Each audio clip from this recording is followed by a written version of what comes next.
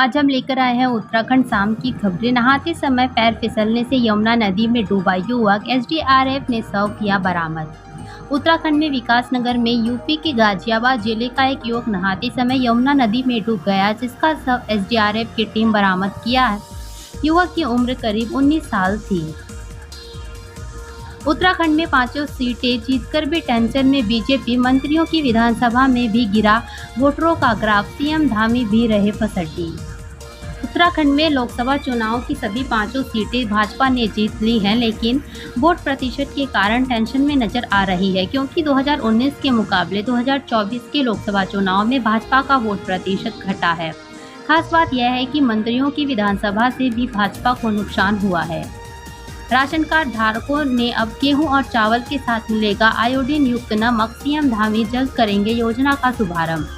Ration card धारकों के लिए अच्छी खबर है, अब उत्तराखंड सरकार गेहूं और चावल के साथ आयोडीन युक्त नमक भी देगी, जिसको लेकर शासनादेश जारी हो गया है। जल्द ही मुख्यमंत्री पुष्कर सिंह धामी इस योजना का शुभारंभ करेंगे। देहरादून में भूमाफिया ने मृत महिला संत को जीवित पुरुष साधु दर्शाकर 25 करोड़ की भूमि पर किया कब्जा, ऐसे फूटा भांडा।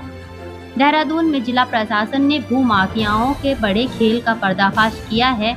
यहाँ भूमाफियाओं ने दिव्यांगत महिला संत की जमीन को फर्जी आधार कार्ड की मदद से किसी और को बेच दिया।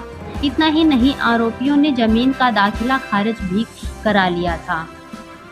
नदी में नहा रहे लोगों के बीच अचानक पहुंचा हाथी, जान बचाने के लिए सभी इधर उधर भागे।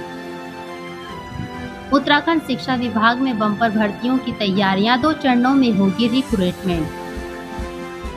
स्पोर्ट्स यूनिवर्सिटी को लेकर तेज हुए प्रयास, खेल मंत्री ने अधिकारियों के साथ की बैठक, लैंड ट्रांसफर परेशानी पर भी चर्चा।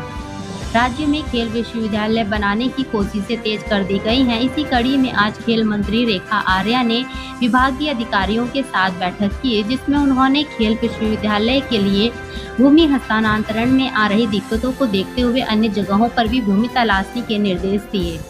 चारधाम यात्रा में लगे हेड कांस्टेबल की हार्ट अटैक से मौत, परिवार में पसरा मातम। नैनीताल में उमड़े पर्यटक, कई किलोमीटर लंबा जाम, रेंगती गाड़ियों के बीच लोग परेशान। नैनीताल में वीकेंड के चलते शनिवार को अस्थायी पार्किंग स्थलों में अव्यवस्थाओं के चलते पर्यटक परेशान रहे। वहीं नैनीताल आने वाले तीनों सड़कों व आंतरिक मार्गों में घंटों तक कई किलोमीटर लंबा जाम लगा रहा।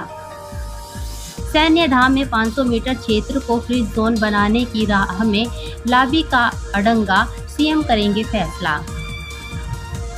तेजी से बढ़ रहे कंक्रीट के जंगल को देखते हुए सैनिक कल्याण अनुभाग ने कुनियाल गांव में निर्माणाधीन शौर्य स्थल के 500 मीटर अर्धव्यास क्षेत्र को फ्री जोन घोषित कराने का प्रस्ताव किया। गुरु शिष्य का रिश्ता तार-तार, नाबालिग से दुष्कर्म के दोषी पुजारी को 20 साल की जेल, 55,000 रुपए का जुर्माना। शिक्षा विभाग का अजब गजब फरमान, नैनीताल में शिक्षकों और बाबुओं को लगाया ट्रैफिक ड्यूटी पर, सभी हैरान, जाने वजह।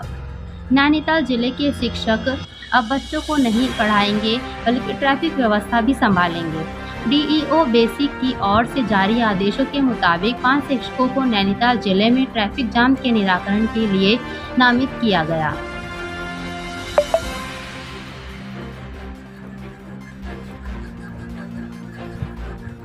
उत्तराखंड में नहीं रुक रहा हादसों का दौर, पिछले 4 दिन में 36 से अधिक लोगों ने गंवाई जान, चारधाम यात्रा में भी बढ़ा मौत का आंकड़ा। पिछले 4 दिनों में उत्तराखंड में कई हादसे हुए हैं। सहस्त्रताल ट्रैक हादसा, बोल्डर गिरने से यात्रियों की मौत, चारधाम में हार्ट अटैक से टूरिस्ट की डेथ जैसी घटनाओं में अब तक 36 से ज़्यादा लोगों की जान जा चुकी है। श्रीनगर मेडिकल कॉलेज में शुरू हुई एंडोस्कोपी जांच, गढ़वाल के मरीजों को मिलेगा लाभ।